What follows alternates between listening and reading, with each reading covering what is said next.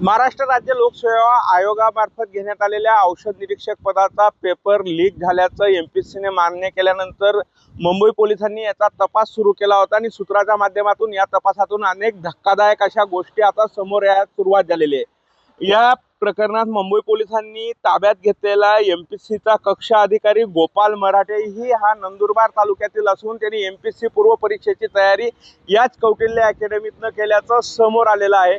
त्याचप्रमाणे या प्रकरणातला सर्वात पहिला तक्रारदार लोकेश उर्फ गौरव पाटील यालाही चौकशीसाठी ताब्यात घेतलेला आहे। त्याच्या वडिलांकडून गौरवचे काही मोबाईल अजून जप्त करायचे असल्याने त्याच्या वडिलांनाही पोलिसांनी ताब्यात घेतल्याची माहिती सूत्रांनी दिलेली आहे। गौरवचे मोबाईल जप्त झाल्यानंतर त्यातून अजून आणखी पुढची माहिती समोर येणार आहे।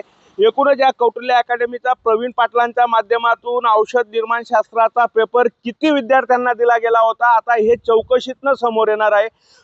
या प्रकरणात नंदुरबार हा केंद्रस्थानी असून नंदुरबारमधून आतापर्यंत 5 जणांना अटक करण्यात आलेली आहे तर 2 जणांना ताब्यात घेण्यात आलेलं आहे।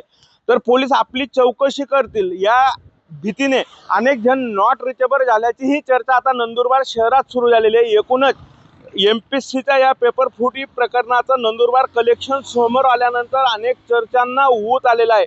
मात्र सूत्रांनी दिलेल्या माहितीनुसार यातील कक्ष अधिकारी गोपाल मराठे ही नंदुरबार तालुक्यातील असून त्यांनी एमपीसी पूर्व परीक्षेचा अभ्यास याच कौटिल्य अकॅडमीच्या माध्यमातून केला होता हे समोर आलं आहे। विकेश पाटील, एबीपी माझा, नंदुरबार। एबीपी माझा, उघडा डोळे बघा नीट।